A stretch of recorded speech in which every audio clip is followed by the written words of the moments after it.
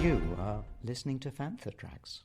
Because of the following special program, Wonder Woman and the Incredible Hulk will not be presented this evening.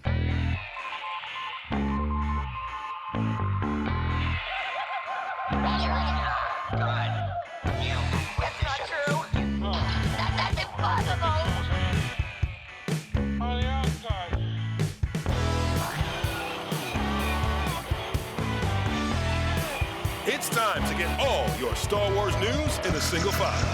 This is Making Tracks. Here are your hosts, Mark Newbold and Mark Mulcaster. That's not true.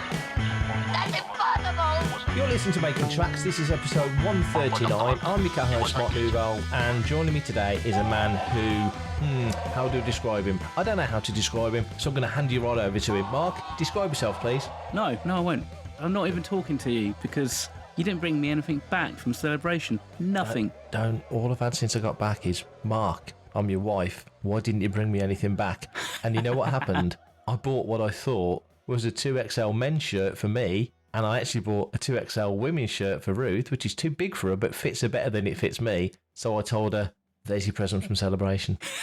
It didn't get me any brownie points. No idea why. No, well, exactly. If I brought Karen like a 2XL, she'd use it as a tent, I think. Or a garrote. Yeah, exactly, and that. She'd trip over it. So, yeah, good one. Yeah. How are you, dude? How has your travelling been? Really good.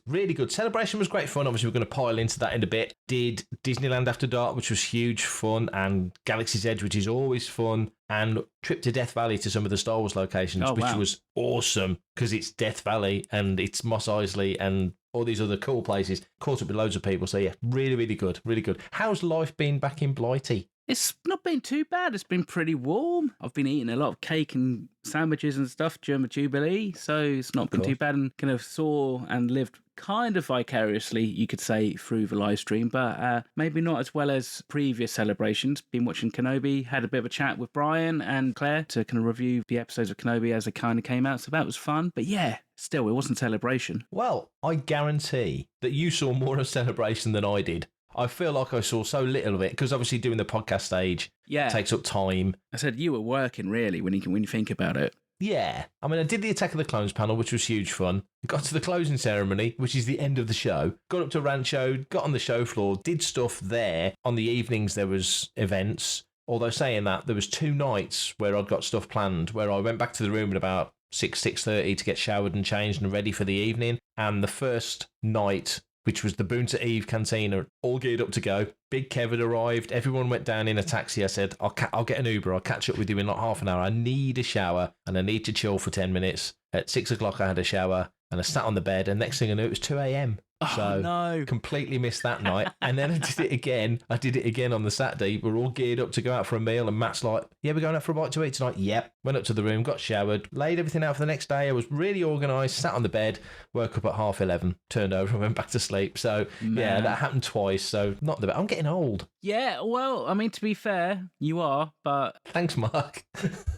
What I mean to say is we're all getting old. And actually, even me doing conventions, even here in the UK, it kind of takes a little bit more out of me than it used to. Yeah. And I think still, I noticed that big difference between before and after the pandemic and that. But whenever you're out in the US, especially if you're out at Celebration or going to Disneyland and stuff, you do a lot more walking and a lot more activity than I think you realise as well. Constantly on the go. So it's understandable, really. I think probably I would have crashed out as well if I had been in a similar situation. Yeah, and the heat takes it out of you. The heat, it's hotter over massive. There. Yeah. Humidity and all that. So it's... That's my excuse anyway. So did you bring much back from Celebration? Did I bring much back? So when I went, I'd got loads, about 7 bags of Fantha Tracks badges for the different podcasts, which we gave out on Making Tracks Live, which people listening to this will have heard already. And I was taking stuff over for fellow collectors and friends and stuff. So I felt like I travelled fairly lightly, under the weight limit, comfortably to get stuff there. When I came back and I lifted my bag and I nearly put my back out,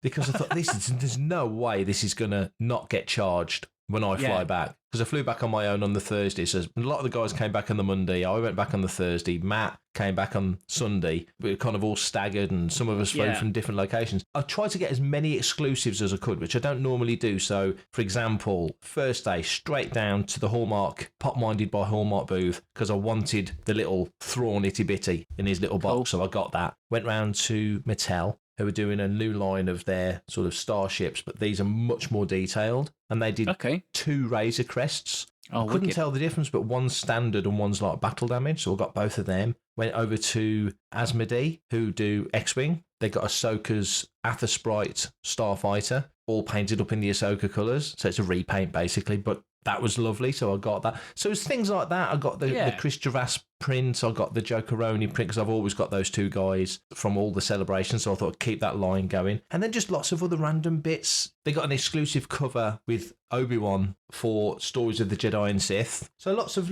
little bits and bobs like that. It was, and loads of swaggy patches and pins and stuff, which, you know me, I love all that sort of stuff. So you had anything this week? I received my prototype retro Stormtrooper. Nice. One thing I've ordered, because Hasbro Pulse had a bit of a sale on the other day. It was, I would say, a fairly decent sale. They'd knocked a fair amount off of some of their kind of more high value items. So I picked up the Anton Merrick X-Wing fighter from Rogue One in the vintage line. Good deal? Yeah, I'd say so. It was under 100 quid. Oh, wow. So it was about 70 quid, I think, 79 quid. Oh, wow. So the higher the value of the item, the more they actually knocked off. Like raised lightsabers and stuff like that was pretty decent deals. I'm trying to kind of build up and kind of have a bit of a focus around X-Wing pilots and the X-Wing ships and stuff. So I figured get that instead. So well, you'll be pleased to know that at Celebration, every time we saw somebody in an orange jumpsuit that wasn't running around with an ice cream pot in their hand, we would shout Mulcaster. Oh, really? Any size, any nationality, any gender. If they were wearing an X-Wing pilot, we just pointed and said Mulcaster. So it was like you were there. It really was like you were there. Yeah, multiple me's as well. That's great. Hey, this is Daniel Jose Older, and you are listening to Fantha Tracks. It's coming home. It's coming home. Star Wars Celebration is coming home. XL, 7th to the 10th of April 2023, Star Wars Celebration Europe 4, or Celebration 15 as we should call it really, because the amount of people in this Anaheim who referred to this as Celebration 10 did my nuts, because we had a Japan and we've had 3 Europes and this is the 4th Europe. This is Celebration 15. I'm rather excited that it's coming back to the UK. As the commanding officer of the Rebel Legion UK Elstree base, how do you feel about it, Mark? I'm myself. I'm not surprised. So, been rumours floating around, I think pretty much since early part of this year, that it is looking very likely it could be a London celebration next year. The thing is, obviously, you're kind of in that no man's land of, well, we can't really make too many plans and talk about too much stuff, because obviously if it doesn't, then obviously people get disappointed. Yeah. And also a lot of this stuff we have to wait to speak to Reed Pop and Lucasfilm to kind of organise and what have you, and we need to kind of know when it is. So I was there at the live stream, had my laptop in front of me, opened up to hotels, and I spent most of that day going through, working out which hotels were the closest to like the XL Centre, and basically also kind of the price, because it can get a bit expensive to book hotels around London XL, especially if you want to be on that campus. So I kind of looked at all of them and weighed it all up and stuff, and so I was on my hotel of choice, which is the Premier Inn, which is the one, I think, behind the XL, just a little bit off to one side. So I had the calendar open, so as soon as that graphic kind of landed on the screen on the live stream, April 7th to 10th, I was on, booked, and done. And then, of course, my Facebook just lights up. And so, like, for the next 3 hours, I'm replying to lots of members from Europe and members from, like, America, kind of going, where should we book? Where, blah, blah, blah. And, you know, can we do this? Can we do that? And it's like, whoa. But dust hasn't even settled on Anaheim yet. So let's start talking, you know, next week. And actually, me and CEO from UK Garrison, Gary Hales, we had a chat on Thursday. I went round to his. We had a long chat and kind of spoke about everything that we had to do. And we did for Celebration Europe 3 back in 2016. And yeah, we're going to basically try and do it all again, this time bigger and hopefully better. So yeah, watch this space. I'm looking forward to the fact that actually, you know, we'll be able to include Fantha Tracks in our plans and hopefully just have a generally great, fantastic time. Yeah, really looking forward to it from our point of view. It will be our first Fantha Tracks European celebration. Like you say, last one was 2016, Fantha launched in 2017, so it'll be our first European one. So we're all geared up and getting ready, starting to make plans, and lots to think about, lots to do. Very exciting news. It's going to be, as you say, the third London celebration. It'll be the third time. In fact, I think I'm right in saying that it equals Orlando for the most locations for a Star Wars celebration. The XL will have hosted it 3 times, like the Orange County Convention Centre will have hosted it 3 times now. But yeah, Star Wars Celebration 15, Star Wars Celebration Europe 4, Star Wars Celebration London 3. Woohoo, it's like a football score. Can't wait till 7th to the 10th of April 2023. Bring it on. I'm Anthony Daniels, and you are listening to Fantha Tracks. Well done. Like any Star Wars celebration, this one had a ton of announcements, and it kicked off on the Thursday with the Lucasfilm showcase panel, which was one of those panels that didn't actually make it onto the live stream. So I had to sit there with TweetDeck opened, and I was trying to follow the events as to what was going on, basically living completely vicariously through other people's tweets. But we now not only have a Andor teaser trailer, we also now have a release date, which is August 31st, 2022. So, Mark, how do you feel about that? Yeah, I think we've said this a million times on the show. I think Andor's the one show I was looking forward to the most. Now we're halfway through Kenobi. Already, blimey, already halfway through Kenobi. Ridiculous. Yeah, 3 episodes bonkers. in a week. Now we know we've got Andor coming. And that trailer, that teaser just looks so enticing and so interesting and just gritty and real. And isn't it amazing how losing the moustache and having a shave has took 10 years off Cassian Andor? You know, they made Rogue One in 2015 and they made this in... It's been filming for a while because of the pandemic and stuff. But let's say they filmed this 5 years later. He looks 5 years younger. I need to grow a beard and then shave it off. It's like time travel. I have people, like friends and that, who have had beards and then they kind of shave it off and you can go, wow, you look so young. The Andor trailer, what did you make of that? And you've had a chance to see it, I take it. Yeah. At the convention, like so many other people on the podcast stage, and somebody came in and goes, they've just dropped an Andor teaser. So everyone's there on the day to like quickly trying to watch it. So I've seen it on the phone. And so I need to watch all these things on the big telly to get some real sort of scope on it.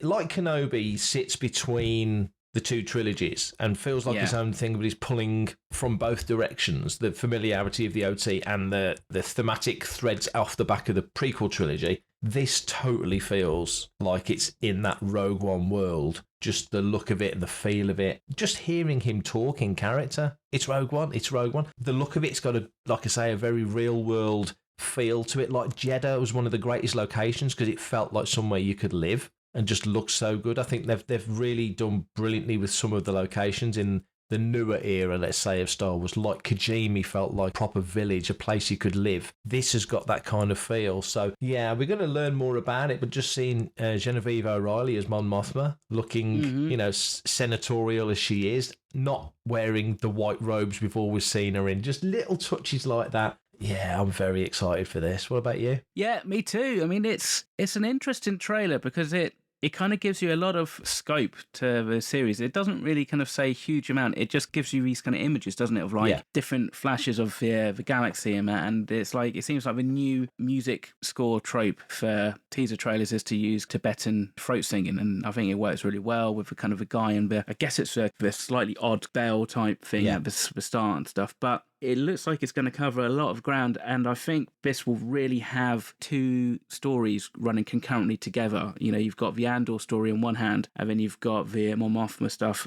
we assume, on Coruscant on the other hand. So it'll be interesting to see how those combine and how they cross over. It's 12 episodes? So it's the longest live-action Star Wars streaming series that we've had. And they've kind of said it's going to be 2 seasons long. So that also is it's quite nice that they've put a definitive end. I think this runs from 5 years to like 4 years before the events of Rogue One. And then I think the second series is meant to run right up to the front door of Rogue One. Yeah. So it's going to be fascinating to see how they focus on the time jumps in that second series, but also just what happens in this first series, because it does look gritty. And it's really interesting to see some of these locations that we saw sneak peeks and set photos and stuff. It looks like a real top high-end quality production. Yeah, it does. It looks like the money's all up on the screen. 2 seasons of 12 episodes. Don't know how long the episodes are, but you've got to assume they're going to be 30 to 40 minutes. So that's significant time. I think Tony Gilroy had said that season 1 is why Cassian becomes a rebel and season 2 is the run up to Rogue One. So the options and the opportunities and possibilities of what we're going to see in both seasons. I'm drooling for this. Can't wait till we start reviewing it in reaction chats and Good Morning Tatooine and reviews on the site and all the stuff. I'm really looking forward to piling into Andor. So Andor looks absolutely fantastic, but it's not the only show in town. Dave Filoni and Jon Favreau announced a new Republic-era series starring Jude Law called Star Wars Skeleton Crew, and the team behind it is director John Watts and writer Christopher Ford. John Watts just off that incredible run of 3 Spider-Man films, with No Way Home making nearly $2 billion worldwide. What do you make of this? It's an interesting one. I mean, certainly a big surprise for convention. Jude Law's a fantastic actor. He's got like a real mixed variety, like credits to his name and stuff. And more recently, he's been doing stuff like on TV and, you know, high-end kind of series and stuff. So it'd be interesting to see how and you know who he plays and how this kind of show gets formed. And that, you know, it'd be interesting to see kind of what the tone of this is. Hopefully, you know, with somebody like Christopher Ford, who is the writer of Spider-Man, and that it should be both quite light, but also it'll be serious as well. So, yeah, you know, a show about kids and the Star Wars universe is kind of something that they kind of need. Some of the criticisms I've been reading, you know, which are very minor about Kenobi, and that is that actually it's not really doing stuff to bring new, younger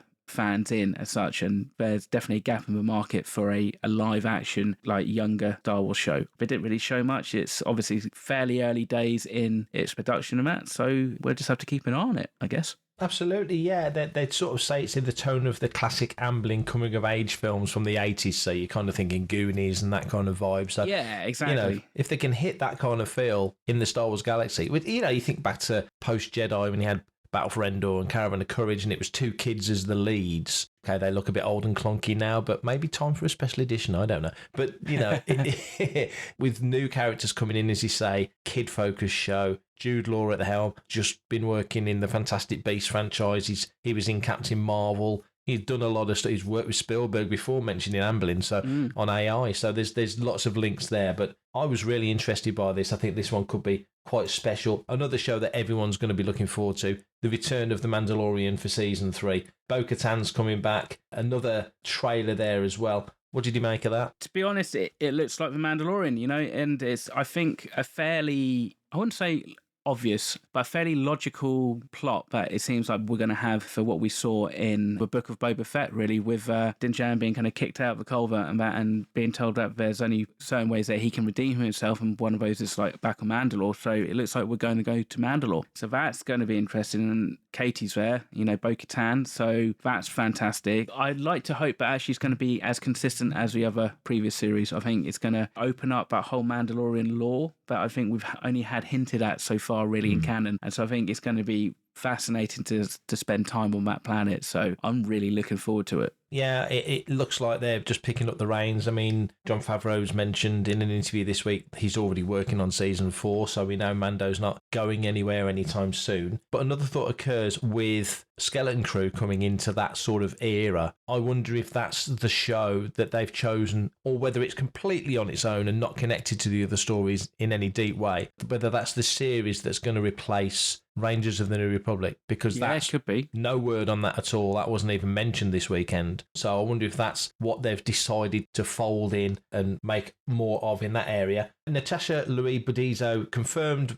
to play Sabine Wren in Ahsoka. They've confirmed that she's coming into the Ahsoka series. Not a huge amount from the show. Rosario did turn up with a more screen-accurate chopper. Doesn't look quite like the one we saw before rolling around in Rogue One, but this one looks a little bit more, I'm waving the air quotes, more real. And Natasha coming into Sabine Wren. All good news, isn't it? Oh, yeah, fantastic news, yeah. And there was a sneak peek into Ahsoka that was played actually at the panel itself. I mean, they were literally, you know, they've only really been filming like the last few weeks. You know, the fact that they actually showed anything is really cool. And it looks like, you know, Sabine's not the only Rebels character to make their transition to live action, because it looked like there was a shot where we get to see back of Hera Syndulla walking into frame. So from what I heard on the leaked video that I was sent, it literally blew the roof off that convention center when people saw that. So it's going to be fantastic. You know, the Ahsoka show was one of those shows that when it was announced, I was like, well, yeah, that makes total sense. And it didn't really excite me, but actually now seeing how things have started to kind of like land and how like the chips are being set up and that, I'm hoping this is going to be a really fantastically strong show. Yeah, I think when Ahsoka turned up in Rebels, that kind of bonded her not only to that new audience but to those characters. It was a big deal, wasn't it? So to have Sabine, well, obviously we know from the end of Rebels, Sabine and Ahsoka were working together to try and find Ezra in a post-Return of the Jedi era. So there's some connective tissue there. Hera being around, we heard her in Rogue One, but that's before Star Wars. But this is after Jedi, so even later, just the thought of possibly seeing Zeb and seeing Ezra, loads of potential. Again, very exciting. So that's filming now, as you say, coming out 2023. This is Steve Bloom, voice of Zeb Aurelius, and you're listening to Fantha Tracks. Caravast. May the Force be with you. Bad Batch Season 2 got an official trailer. Looks fantastic. I love this show. I so enjoyed reviewing it for Fantha and for Starburst magazine. Great fun. So looking forward to this coming back. Again, another trailer. What did you make of this? Another trailer, and it looks like the story's kind of developing a little bit. They're on the run, some of the armor's changing, and Omega's got a slightly new look, which is fantastic. So it's just a really solid all-round show. I just think anybody who doesn't like it needs a head examining, because I think it works on so many levels. And we get a shot of the Emperor in the trailer, so that's quite interesting and exciting. Different kind of clone commandos and stuff that we've seen. It's set at the very beginning of the Empire, and I've loved how season 1 has shown that transition from the Old Republic into the Empire. So I hope that continues, and I hope we get to see more of that oppression that we hear about and we've yet to really see in such finite and explicit detail. Season 1 of Bad Batch was just the brother of season 7 of the Clone Wars, wasn't it? The way they seek the two into each other was really nicely done, certain element of overlap there. But now, like you say, we presumably a few months, if not maybe a year or so, into the early days of that galactic empire. You've got Kenobi telling a story 10 years after Sith. You've got Cassian telling a story 5 years before A New Hope, so 14, 15 years after Sith. They're all about this slowly coalescing rebellion against the Empire, but Bad Batch is the show that really shows how the Empire puts its foot on the neck of the galaxy, isn't it? Yeah. I mean, clearly there's connective tissue between all of them. Increasingly, Lucasfilm has said this for a long time. Now with Disney Plus, it's starting to bear fruit. It's all starting to come together. Do you expect to see elements in Bad Batch that may play out later in other shows? We've got Bail Organa in Kenobi. We didn't expect to see quite so much of him. No. But you do expect to see him in Andor.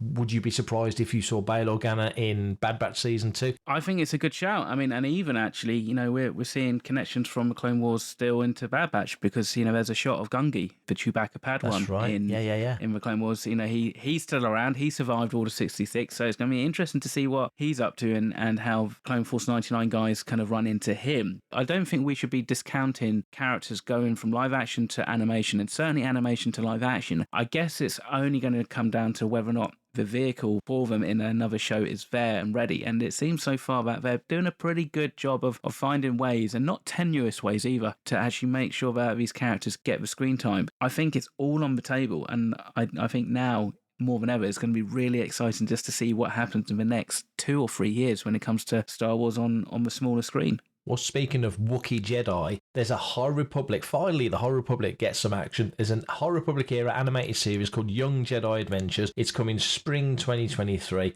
Don't know an awful lot about it yet, but it's a full-length animated Star Wars series for preschoolers, early grade schoolers, and families. So it follows younglings as they're swept into adventures on their path to becoming Jedi Knights, learning skills and so on and so forth. We've had a lot of stuff from the High Republic over the last couple of years now. It's on a bit of a break until Phase 2 begins. I'm personally very pleased that we're going to start seeing animated High Republic stories. We know we've got Acolyte coming, which is at the tail end of the High Republic. What did you make of this announcement? Because this is another one that kind of felt like it came out of the blue. Yeah, it's always a nice surprise that we're getting a series that we've not even heard even a slight whisper about. They've put so much time, effort, and I guess money into the High Republic program for publishing that I think it needs to have the transition over to TV or to cinema. I think you need to see some of the stuff because it's such a rich and vibrant environment. So it's prime and perfect for animation. It'd be interesting to see if it, hints on events and stories that we hear about and have read about in the High Republic. So if it's going to have anything to do with Drengir or anything to do with the Nile, or if it's just going to be set close to or just before or just after, or maybe, the High Republic runs for a good several hundred years. So it could be anywhere in that time zone and it will probably work. So I'm really excited for this. I mean, I'm not expecting a huge amount from it per se. Gonna obviously watch it, but it might be up there with Resistance in respects to like, you know, the impact it has on Star Wars canon. But at the same time, it's great because it's going to start to introduce a new generation into Star Wars, and I think that's fantastic because that's the only way Star Wars is going to outlive us is if it does that. So let's see where it goes. And finally, in announcements, Liam Neeson, the guy that doesn't do television, is returning to television to voice Qui-Gon Jinn, a character we kind of hope we'll see before the end of Kenobi, in a new series, another anthology original animated show. Shorts this time, Tales of the Jedi, nothing to do with the old Dark Horse comic. This is prequel era, and it's telling you about a lot of the characters that you know from that era, Ahsoka Tano, Count Dooku. I'm stoked that Neeson is coming back. They showed some early shots of what the characters look like. The animation looks sort of Clone Wars-esque. It's got that kind of feel about it. Again, what do you make of this? I think it's great. I think it's a great idea. And, you know, who doesn't want Liam Neeson to be involved in Star Wars? Let's see where it goes. I mean, again, you know, I think some of this is probably to help set up Ahsoka for her series as well. Even though we had a lot to flesh out with her from the Clone Wars, this is like a new series. So this might be one of those things that just makes it easier for people to kind of hop on board and get some background. And to be honest, we didn't really get a huge amount about her background of her early life per se. So it'll be interesting to see where it goes. And it has got that nice animated style that we've kind of grown with like the Bad Batch and Never Clone Wars. So it should all aesthetically, I think, fit together pretty well. So I'm really excited for this one. Me too. I'm thrilled that they're doing this. Give a bit of more background, like you say, on familiar characters. The prequel trilogy, clearly with Kenobi, but also with Bad Batch, getting a lot of love at the moment. A lot of love. Reevaluating it. It's right back at the forefront, isn't it? The N1 in Book of Boba Fett, that was everywhere. The Mando exhibit at Celebration, just fantastic with work from both of those, and the prequels very much a part of that. Interesting, young Qui-Gon in this will be voiced by Liam Neeson's son, with Liam voicing the older Qui-Gon that we know. So fascinating stuff. Lots to chew over with what's coming. I think we're going to be very, very busy on Panther Tracks over the next few years, reviewing and covering all of this. But as far as Celebration goes, considering I said the other day that you very rarely get announcements at Celebration, completely proves me wrong. So very happy to be proved wrong.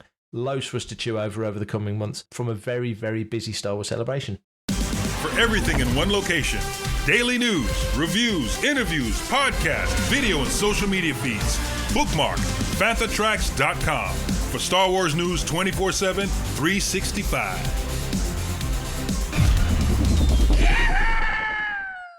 So we return to Star Wars Fan Fun Day at the start of May. This is a chat with Amanda Lawrence. You'll know her as playing Commander Larma D'Acy in Star Wars Episode 8, The Last Jedi, and Star Wars Episode 9, The Rise of Skywalker. Had a chance to sit down with her at Blackburn Football Club to talk all about the characters and much, much more. So this is our chat with Amanda Lawrence. We're at Star Wars Fan Fun Day. I'm looking out at the pitch at Blackburn, not Burnley, Blackburn. I'm sat next to Amanda Lawrence. How are you? I'm very good. Very well indeed. Have you enjoyed the weekend? I've loved it. Genuinely. It's been a really relaxed, not too big and overwhelming, just that you can properly meet each person, and it's made it therefore really enjoyable, and especially post-COVID, yes, to meet people and to chat. It's been, I've probably chatted too long to each person, but I've loved it, yeah. It's a unique show in that exactly what you said, it's lovely just to have a rabbit with people, and Star Wars Fan Fun Day is one of those shows where you really can just stand and have a natter with somebody. It's a rare show. Yeah, no, it is a very rare show, and it runs deep in a lot of people's veins, and there's a lot of heart there, passion, commitment. I mean, these words are all coming up because it's what I've seen today, a lot of devotion to and especially because it's coming from a lot of people's childhoods, from, you know, New Hope, and from then onwards, and it just runs deep, and it means a lot, and it brings out everyone's creativity, which I'm sort of realising, that it's not just, oh, you're this actress or you're that actor, and it's a more of a shared thing, and they're just as creative, of course, and it's brought out people's creativity. I found it really quite inspiring. How many events have you done? Is this early days for you? Early doors. I've done a convention in Paris. I did a day in Paris just, I think, in 2019 at some point. That was my first, and this is my second. and this one's the one in Paris felt very big and in a warehouse kind of scenario, and it was lovely people. I didn't speak the language a lot. When I was meeting people, I couldn't chat because I don't speak French. No. Apart from, well, I'm not going to say that. I mean, ridiculous, like croissant and bonjour. So I've been able to really converse with people today. It's been lovely, truly. And is it enjoyable because, I mean, you did both, Last Jedi, Rise of Skywalker, the chance, because everything that's happened with the world, you've not been able to do any big conventions, so you've not been able to share your stories in a talk on stage. Now you can chat to whoever and sort of get these stories out of your system to a degree. Yeah, I suppose, yes, but also, I don't know, it's a funny thing. You sort of think, oh, well, I haven't got much to say, and I've not really... Do you know what I mean? I do. When you're in the moment you're wrong, of doing but it, I do know what you yeah, mean. when you're doing the filming, you're sort of there on set and you're doing it and you're meeting these people and having amazing chats and and the longer you spend on a set, the more you get to know people and you relax and tell them about your life and and it builds until you've got a massive memory and commitment going on. But so when people are saying, "Well, what was it like this?" It takes me a while to go, oh yeah, I do have something to contribute in this conversation. I was there, but to be honest, you guys know so much more than I do. So I'm going, oh really? So I'm getting them to tell me and go, oh, tell me more, what does that mean? And they're like, no, the reason that happens is because of you guys are like, I have no idea half the time. I think for yourself and any other actor really, it's not just a job, but if you're a working actor, you move from job to job, don't you? And being on set and the process of doing what you do, it's your job. And to us who are outside the bubble, everything you saw and everything you say and see and do is, wow, that's new to us. Right, yeah, I suppose so. It's Star Wars was different because it was ongoing. You just kept coming back. It wasn't, you do some jobs and every job you can't just turn up and... if it matters, it has to matter, and try and find the truth in whatever world you're in. Find the truth and do your very, very deepest best to make it work. Whether you feel you've been cast right or not, you always will try your very best to make it work. Sure. You know what I mean? Yeah. But with this, I suppose because you just kept coming back, you were doing more. The more days you're doing something, a commitment and a deeper thing happens. Yeah. And sometimes I turn up on Star Wars. And I wouldn't be used for 3 days in a row. You'd be there, you'd be picked up at 5 a.m. You'd be there already at 7 a.m. And it gets to 6 p.m. and you've not been used. But you've chatted to people. And you're in this world. You've walked onto set, and then they've said, "Oh no, not now," and you walked off again. I mean, it makes them sound disorganised. They're incredibly. I mean, it's an amazing creative machine. But it gets a bit deeper because of the time you spend on it. Yeah. And do you find that unique? I mean, as actors, you can do brand new projects that nobody's ever heard of. You could, I don't know, pick a show. You could walk onto Coronation Street that's been going 50 years, and there's all that history behind it. In terms of Star Wars, you're walking into something. When you did Last Jedi in 2016, Star Wars have been going for nearly 40 years. So is that a kind of a unique thing? Yes, definitely. Yeah. I mean, I've not walked in on anything like that before. I mean, what comes with that is a slight, well, more than slight, a pressure that you try very much to throw off. Right. Because I don't want to know how important. People going, oh, you've got the Admiral Akbar line, you've got the, and I was like, and I know Star Wars. I've got 3 brothers. I'm born in 1971. Yeah. I grew up with those 3 films. I didn't see any of the prequel films. Yeah. I went to see Force Awakens because it was going back to my childhood a bit. It moved me because of that. Yeah. But I don't have this massive... No. So I was trying to not let the weight of it, because it just ends up being too much of a weight on the lines and on, oh, you've got this line. And it should be very much in the moment for that character. Matter of fact, because that's the world this is what's happened. We need to survive this. Yeah. This is what's happened. It's heartbreaking, but we need to get on. Whatever. In that moment. Yeah. So it's trying to get rid of that history and be in the moment. Yeah. And that must be tricky because it's Star Wars, isn't it? Yeah, really hard, really hard. But and the pressure did hit me sometimes. It really did. But at other times I was like, I think that's why when you see a lot of people doing stuff, in the outtakes you see people really messing around. Yeah. Because you kind of have to. Yeah. Because it's so important and weighty and it matters. You have to have a very playful side to you, otherwise it's just too And you've got to weighted. click out of that moment quickly, I guess, haven't you? Yeah, come on. Yeah. But it doesn't take away how much heart there is. Yeah. So being in Star Wars it must be a blessing. And to be able to come and do things like this where you don't get that with any other show. I didn't see any of this genuinely coming. You don't think you're going to be that, going to be wanted to come along to conventions later. You're just doing the job in that moment and trying to do your best. So so it's quite shocking and surprising to be doing this. This is my second one, like I say, or doing the autographs, and it's kind of like, oh, is this right? Are they sure they mean me, or is this? I feel weird, it becomes a transaction, and but it's about deep down, it's about the history of it, the passion, the devotion, the real epic story, the very ancient epic story that is Star Wars, of good and bad, and the pull within oneself of good and bad, that pull going on, that struggle, and that's very, very deep, and no one can deny that, so it runs deep. And what's next for you? What's next on your plate? Well, nothing at the moment. I just finished a play at the Bristol Old Vic, which I thoroughly enjoyed, a new piece of writing, which I love supporting, by a very young writer. I just finished doing that. And I'm doing those self-tapes that you do at home and you send off for TV and film projects and hoping something will bite. So it's been a few weeks and nothing's bitten yet. So hold your nerve, eat well, look after yourself, love your family, love your friends, and wait for the next play or project. Yeah. Brilliant. Well, thanks for your time. My pleasure, Mark. My pleasure. Thank you. My pleasure.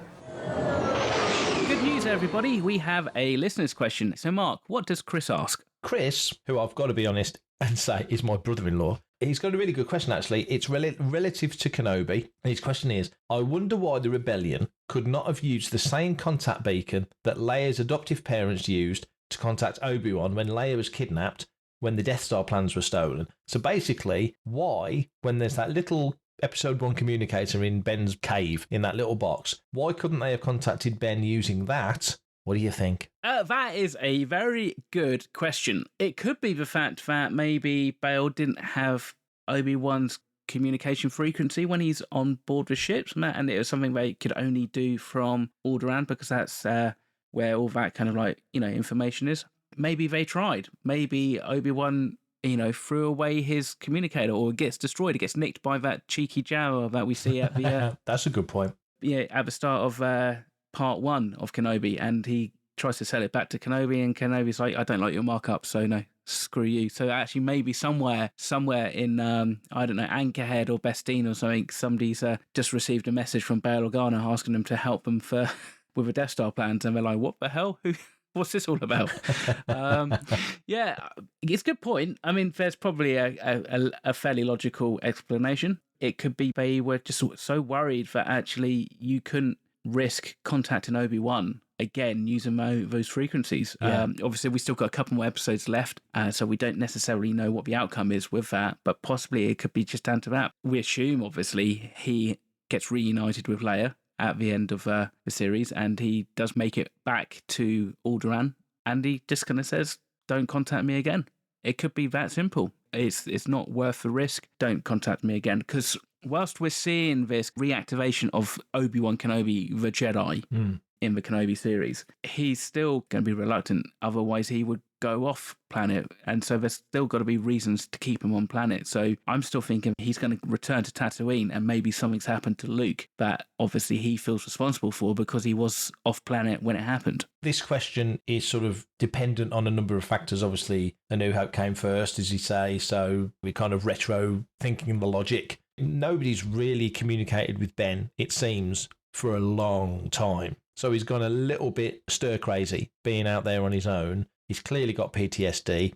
He's jumping at shadows, even up to the 3rd episode where he gets his butt handed to him by Vader. Here, maybe we can think forward logically through the next few episodes. Ben was quite easy to contact using that communicator. Now he's on guard because he knows Vader's on his tail. Even though we're on a different planet, we're away from Tatooine, Luke's not threatened at this point of time. Presumably you've got to think, well, you've got to hope that there is some contact with Qui-Gon, and that Ben can ease himself back into the Force, or there is some contact with Yoda, or Bale gives him a G-up talk or something. You know, Ben pulls the fat out of the fire in rescuing Leia. We know he does because she's in all the other films. But you know what I'm saying? There's got to be that moment of Kenobi returning to some sort of Obi-Wan-ness rather than being Ben, as he's already referring to himself, but also the caution that I was way too easy to contact. Bale says, I wouldn't have asked you if I didn't need your help, but ultimately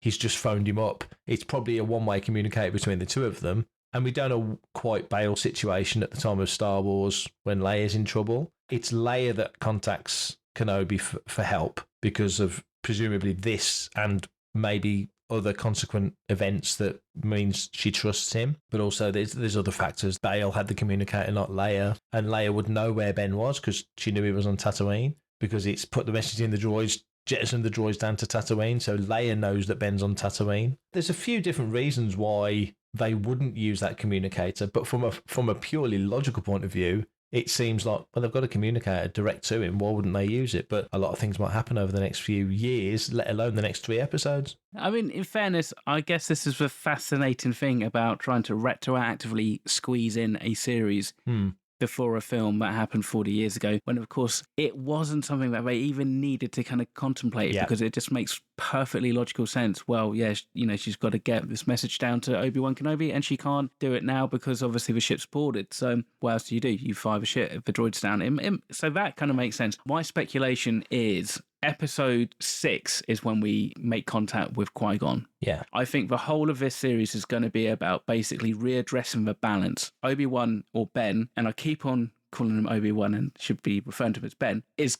pretty out of balance. If you consider how Qui-Gon was more to do with the living force rather than the cosmic force, therefore I think there's a certain balance that needs to be readdressed within Obi-Wan. And I think it's that whole meditation, yin-yang. He needs to feel one with the force again before he's able to reach out and potentially touch Qui-Gon Jinn. That is also why when he is meditating, all we're seeing anyway is just him flash back into the Clone Wars and the prequel era events, because that's where his mind is, and he needs to kind of stop being so mindful of the future or the past, and he just needs to be one with the living force. Like kind of Qui-Gon says it at the beginning of like episode 1, Phantom Menace. The whole of this Kenobi series is giving us so much depth to Obi-Wan's character, far more than what I think I was expecting, really. It's true what Deborah Chow said about this being a character study of Kenobi, and also to a degree Darth Vader as well. It's going to be so exciting just to see how the rest of this plays out. You know, we've had the confrontation in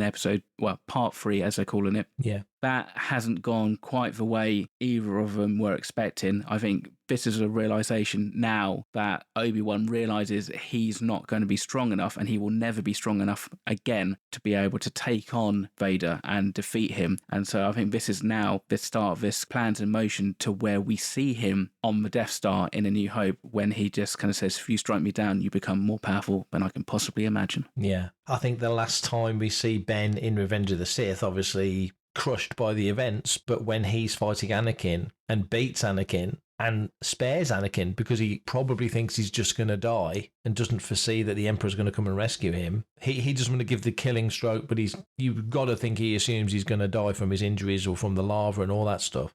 Yeah. That's the last time we're ever going to see Kenobi at that level, because in the first 3 episodes of this, the only thing he's done of any note was rescue Leia from falling in the second episode when she's falling down between the buildings. Was a struggle. Exactly, and he just about made it. When he's fighting Anakin, neither are expecting the outcome of that fight. Ben couldn't have imagined that Vader would set those things on fire and drag him through the fire, literally. We saw the most brutal Vader we've ever seen. It made the scene in Rogue One look like a cakewalk when he's snapping those poor innocent people's necks and such. But we need to see that to show that he is more machine than man and truly evil. Vader must have expected more from Kenobi. And this is 10 years on. So like you just said, when we get to 19 years on in A New Hope, when they meet and have their final confrontation, Ben puts up more of a fight in A New Hope and kind of holds his own enough compared to where you see him in Kenobi Part 3, where Vader's doing the one-handed Kirshner, fighting with one hand. The thing that Lucas never liked, but Kirshner's like, no, Vader's clearly way stronger than Luke. So Vader can beat this kid one-handed. Luke puts up a better fight in Empire than Ben does in this one. So you've got to assume that Ben has a so to speak, a come to Jesus moment where he realises that he needs to access the Force. He's got to put up more of a fight. There's more to this than just running away. But back to Chris's question, yeah, I think there's a number of answers to that. I think there's a number of reasons why they wouldn't use that communicator and practical reasons why not. But I think from what we've seen from the first 3 episodes, my gut feeling tells me Ben is going to be mega cautious when he gets back to Tatooine, and my guess is that he destroys that communicator. I think that's not a bad shout. I wonder if we're going to see that actually. It's really the understanding and the acceptance that he really probably can't risk it for himself. You know, every time he goes out, if he goes anywhere and he's carrying a lightsaber, there's questions asked. Yeah. I guess it also depends upon what the outcome is with the Inquisitors, because we've focused a lot on the Vader-Kenobi relationship in the last episode, but the Inquisitors are still on his tail and that, and so it'll be interesting to see, because, I mean, ultimately, you do wonder what the logic is of going back to Tatooine from a planet where they know that's where you are. If they know that you're on Tatooine, why would you go back there? So if something's got to throw him off the scent enough, or he's got to do enough to, maybe he fakes his own death. It kind of comes back to those words that even Moff Tarkin said about, surely he must be dead by now. So maybe he disappears off the face of the galaxy again. Or maybe, I mean, like I say, a lot of people are saying this goes against canon, this goes against what we knew before. It doesn't. It goes against what we assumed before. Exactly. There's a lot of fan assumption of what happened in those years. Mm-hmm. And possibly, maybe,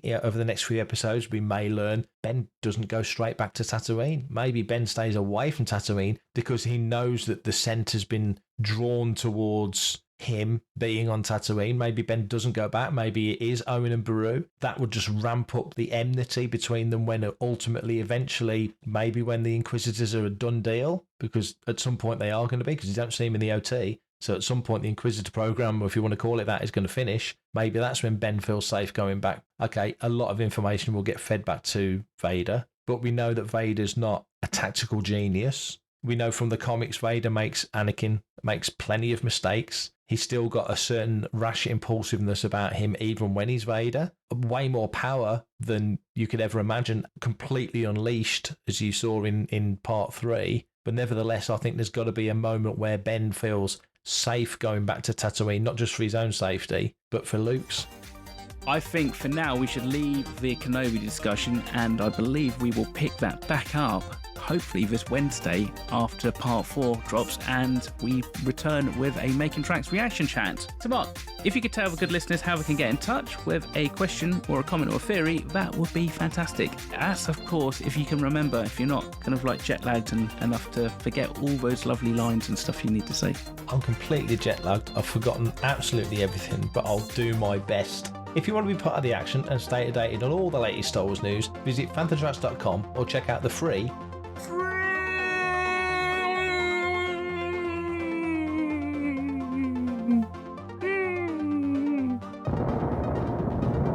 Fanthatracks app through the App Store to follow us on your mobile device. You can reach out to us and send in your listeners' questions by emailing radio@fanthatracks.com. Send in those questions. Loads to talk about now with post-celebration, all the new shows. Kenobi's still on. Loads to talk about. Get your questions in. We want to talk about it.